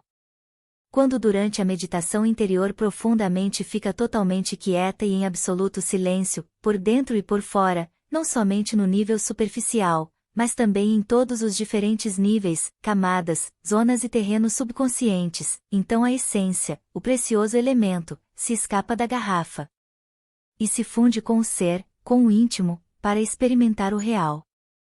A verdade. Capítulo 10. Muitas pessoas creem em Deus e muitas são ateias, não creem em Deus. Existem também muitos indivíduos que nem creem nem deixam de crer, estes procuram portar-se bem na vida, porque se por acaso Deus existir mesmo. Nós dizemos que a crença em Deus não significa haver experimentado isso que é verdade, isso que se chama Deus. Nós dizemos que duvidar da existência de Deus não significa haver experimentado a verdade. Necessitamos experimentar isso que pode transformar-nos radicalmente, isso que muitos chamam Deus, Alá, Tão, Zen, Brahma, Inri ou como se lhe queiram chamar. A mente do crente está engarrafada na crença e esta última não é a experiência de isso que é a verdade, Deus, Alá ou como queiramos chamá-lo. A mente do ateu está engarrafada na incredulidade e esta última tampouco é a experiência de isso que é a verdade, Deus, Brahma, etc. A mente que duvida da existência de Deus está engarrafada no ceticismo e este não é a verdade. O que é, aquilo que é a verdade, Deus, Alá, Tão, Zen, Brahma ou como queiramos chamar a isso que não tem nome, é totalmente diferente da crença, da negação e do ceticismo. Enquanto a mente estiver enfrascada em qualquer um destes três fatores da ignorância, não pode experimentar isso que os chineses chamam Tão, isso que é o divinal, isso que é verdade, Deus, Alá, Brahma, etc. Quem experimentou alguma vez isso que não se pode definir sem se desfigurar, isso que alguns chamam Deus, é claro que passa por uma transformação radical, total e definitiva. Quando Pilatos perguntou a Jesus, o que é a verdade? Jesus guardou silêncio. Quando fizeram a mesma pergunta ao Buda, ele deu as costas e se retirou. A verdade é incomunicável como é incomunicável o sublime êxtase que sentimos quando contemplamos um belo pôr do sol. A verdade é questão de experiência mística e só através do êxtase podemos experimentá-la. Todo mundo pode dar-se ao luxo de opinar sobre a verdade, porém a verdade nada tem a ver com as opiniões. A verdade nada tem a ver com o pensamento. A verdade é algo que somente podemos experimentar em ausência do eu. A verdade vem a nós como ladrão na noite e quando menos se espera. Realmente, a verdade é algo bastante paradoxal, quem a sabe não a diz e quem a diz não a sabe. A verdade não é algo quieto e estático. A verdade é o desconhecido de momento em momento. A verdade não é uma meta onde devemos chegar. A verdade encontra-se escondida no fundo de cada problema da vida diária. A verdade não pertence ao tempo nem à eternidade. A verdade está além do tempo e da eternidade. A verdade, Deus, Alá, Brahma, ou como queiram chamar isso que é a grande realidade, é uma série de vivências sempre expansivas e cada vez mais e mais profundamente significativas. Algumas pessoas têm uma ideia sobre a verdade e outras pessoas outras ideias. Cada um tem sobre a verdade suas ideias próprias, porém a verdade nada tem a ver com as ideias, pois é totalmente diferente de todas as ideias. No mundo há muitas pessoas que creem ter a verdade sem havê-la experimentado realmente, e em geral essas pessoas querem ensinar a verdade aos que de fato a experimentaram alguma vez. A experiência da verdade torna-se impossível sem a sábia concentração do pensamento. Existem dois tipos de concentração, o primeiro é exclusivista e o segundo é pleno, total, não exclusivista. A verdadeira concentração não é o resultado da opção com todas suas lutas, nem de escolher tais ou quais pensamentos. Isso de dizer eu opino que este pensamento é bom e aquele outro é mau, ou vice-versa, ou ainda, não devo pensar nisto, e que é melhor pensar naquilo, etc., forma, de fato, conflitos entre a atenção e a distração e onde há conflitos não pode existir quietude e silêncio da mente. Nós devemos aprender a meditar sabiamente conforme surja na mente cada pensamento, cada lembrança, cada imagem, cada ideia, cada conceito, etc. Devemos olhá-lo, estudá-lo, extrair de cada pensamento, recordação ou imagem, etc., o melhor. Quando o desfile de pensamentos terminou, a mente fica quieta e em profundo silêncio e então a essência da mente escapa e advém a experiência de isso que é a verdade. Os ocultos níveis do subconsciente. Capítulo 12. Certa noite não muito longínqua de outono, um estudante gnóstico dizia a seu mestre: não me interessa autorrealizar-me ou aperfeiçoar-me, a única coisa que me interessa é trabalhar pela libertação do proletariado e, quanto ao resto, que nos leve o diabo. Água e sabão não prejudicam a ninguém, foi a resposta do mestre. Podes continuar trabalhando pelo proletariado, porém lava-te com bastante água-sabão. O estudante compreendeu a parábola do mestre e guardou então profundo silêncio. Há pessoas que se asseiam por fora, não comem carnes, não bebem, não fumam, presumem-se de castas, porém, à noite têm poluições noturnas. Há pessoas que cobiçam não ser cobiçosas. Essas pessoas aborrecem a cobiça e não obstante cobiçam não ser cobiçosas. São muitos os que cobiçam virtudes. O eu se encanta com as medalhas, as honras, as virtudes. As pobres pessoas acham que cobiçando as virtudes conseguirão possuí-las.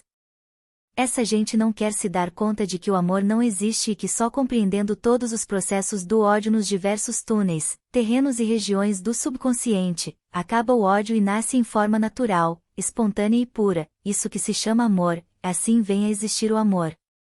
As pessoas cobiçam a virtude do altruísmo, mas somente compreendendo profundamente como se processa o egoísmo nos diferentes níveis do subconsciente, podemos aniquilar o egoísmo. Morto o egoísmo nasce em nós, sem esforço algum, a flor preciosa do altruísmo. As pessoas cobiçam a virtude preciosa da humildade.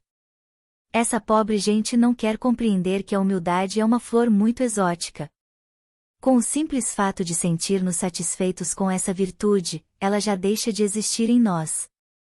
É necessário compreender profundamente todo o processo do orgulho nos diferentes níveis ocultos do subconsciente. Assim termina o orgulho. Só então nasce em nós, sem esforço algum, a flor exótica da humildade. As pessoas cobiçam a virtude da castidade, mas só transmutando e sublimando a energia sexual e compreendendo todos os processos da luxúria em todos os níveis ocultos do subconsciente, aniquila-se este horrível vício e nasce em nós em forma natural e sublime a flor maravilhosa da castidade.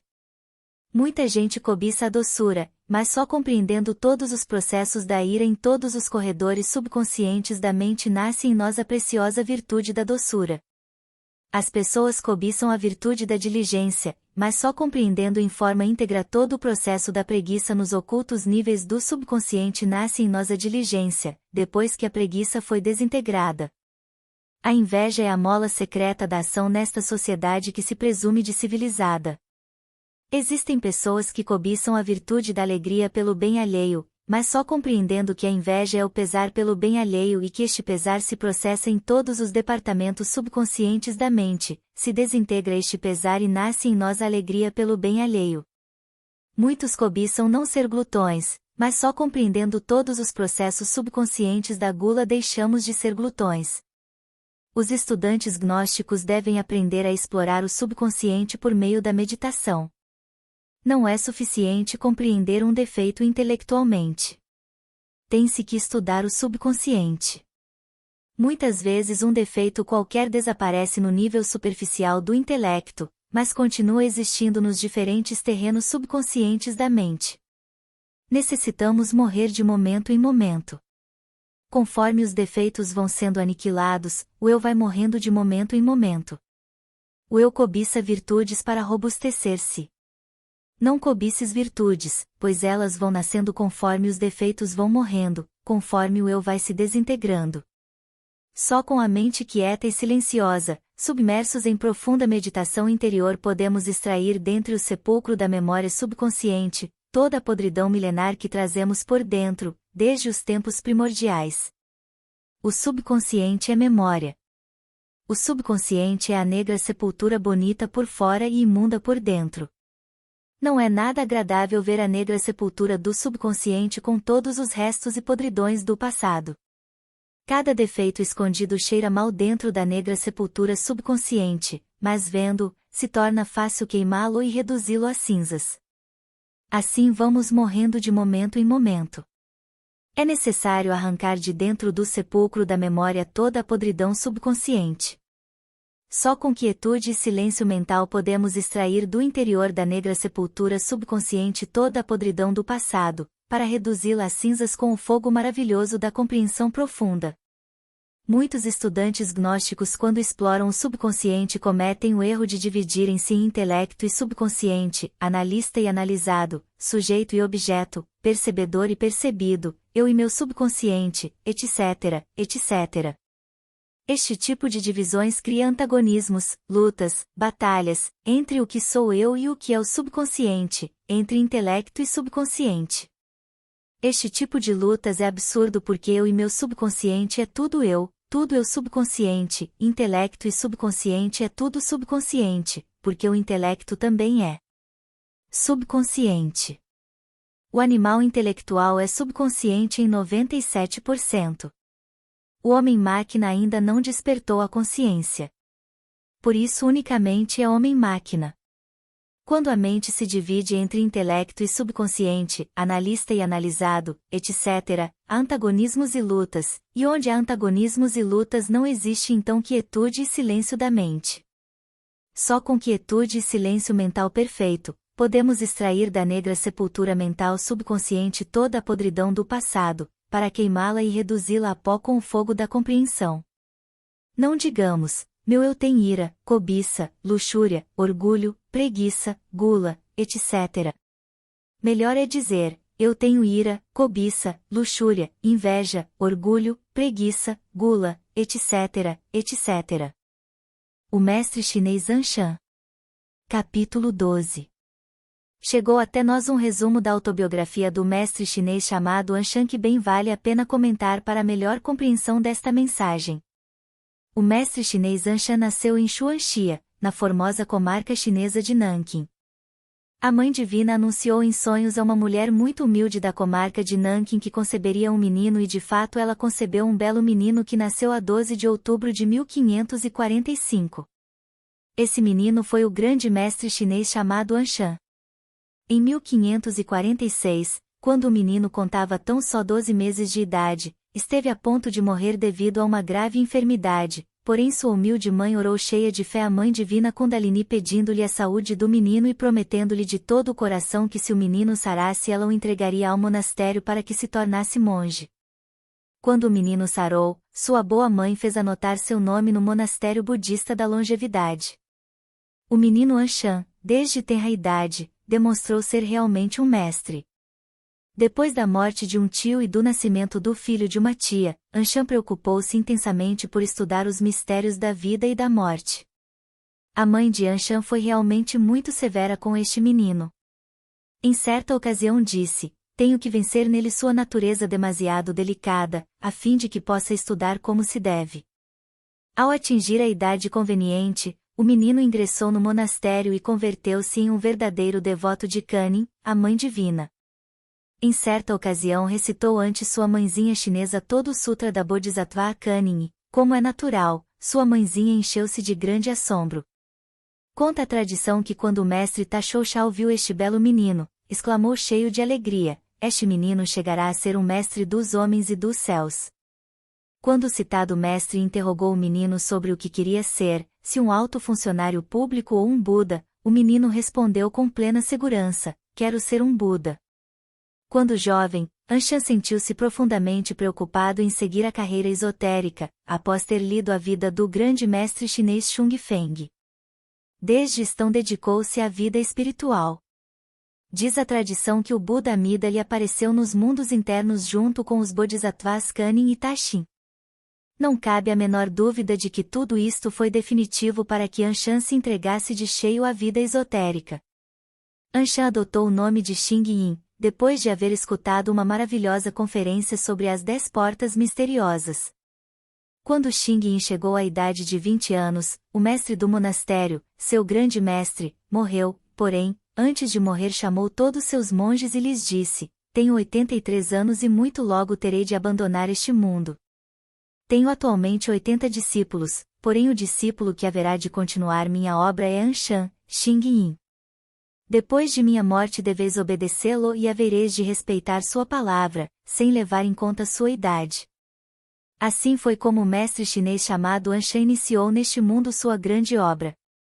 Quando estudou o livro de Shaolong e corrigiu as provas, ficou iluminado ao ler uma frase de um velho Brahmin que regressa à sua casa já muito idoso e os vizinhos exclamavam: vejam, aquele homem de então ainda existe. E responde o ancião Brahmin: não, pareço ser um velho, mas em realidade não o sou. Anshan, ao ler isto, disse: em realidade os dharmas não têm começo nem fim. Quão verdadeiro é isto, quão verdadeiro! O mestre Faku instruiu profundamente Anshan sobre a técnica científica da meditação, e ensinou também a dissociação da mente, a subconsciência e as percepções sensoriais e como manter-se afastado dos caminhos sagrados e mundanos do conhecimento, durante a meditação. As associações da mente para formar frases, recordações, imagens, ideias, desejos, etc., constituem a causa fundamental da incessante tagarelice e de todo o batalhar das antíteses. Se à base de compreensão logramos a dissociação mental, se à base de compreensão conseguimos a dissociação de todas as recordações subconscientes, se à base de compreensão logramos eliminar os elementos subjetivos de nossas percepções, então é claro que a mente fica quieta e em silêncio, não só no nível superficial, mas também nos níveis mais profundos do subconsciente. Anshan alcançou a quietude e silêncio da mente e converteu-se de fato em um iluminado mestre de perfeição. Os velhos sábios diziam: se não permites que tua mente se perturbe ao escutar o som da água que corre durante 30 anos, chegarás à compreensão milagrosa do Avalokitesvara. Anshan converteu-se em um atleta da meditação interna e nada podia perturbá-lo. Sua comida consistia em grãos, verduras e arroz em quantidade suficiente para viver. Anshan converteu-se em um verdadeiro atleta da quietude e do silêncio da mente e é claro que chegou à iluminação. O resultado ou consequência da iluminação são os poderes que muitos cobiçam, porém que vêm ao místico sem necessidade de cobiçá-los, quando realmente chegou à iluminação. Conta Anshan que um dia, depois de haver comido seu cozido à base de arroz, verduras, etc., saiu a caminhar, porém de repente deteve-se surpreendido ao ver que não tinha corpo, nem mente. Então só viu um todo iluminado onipresente, perfeito, lúcido e sereno. A partir de então todos os poderes de clarividência positiva, clareaudiência formidável, telepatia, intuição régia, etc., despertaram-se totalmente em Anshan graças à quietude e silêncio da mente e como consequência da iluminação. Anshan compôs este precioso poema transcrito por Chanshenxi. Quando reina a serenidade perfeita, alcança-se a verdadeira iluminação. Como a reflexão serena inclui todo o espaço, posso tornar a olhar o mundo que está formado de sonhos e só sonhos. Hoje compreendo realmente a verdade e a justeza dos ensinamentos de Buda. Anshan, à base de muitíssima meditação íntima e com a suprema quietude e silêncio da mente, logrou despertar o Buddhata, isto é, a essência, a consciência. Durante as horas de sono Anshan deixou de sonhar e vivia nos mundos superiores totalmente desperto. Ao regressar ao corpo físico depois do descanso do sono, trazia a seu cérebro físico todas as recordações de suas experiências nos mundos superiores. Tudo isto Anshan conseguiu à base de quietude e silêncio mental. Uma noite, enquanto seu corpo físico dormia, Anshan entrou no templo da grande sabedoria. Os mestres Xing Yan e Miao Feng em seus corpos astrais receberam-no com imensa alegria. Nesse templo Anshan recebeu o ensinamento preciosíssimo da entrada ao Dharmadhatu. Por esse ensinamento Anshan soube o que são, no fundo, as leis de evolução ou progresso e involução ou retrocesso. Também compreendeu Anshan que existem muitas terras búdicas que se penetram e compenetram mutuamente sem se confundirem e que a principalidade e o serviço são fundamentais nessas terras. Anshan compreendeu que o que em nós discrimina é a subconsciência e o que não discrimina é a sabedoria. Anshan compreendeu que a pureza ou a impureza dependem totalmente de nossa mente. Anshan esteve em corpo astral dentro do templo de Maitreya Bodhisattva. Foi este quem, lendo em um rolo que abriu, disse: o que em nós discrimina é a subconsciência, o que não discrimina é a sabedoria.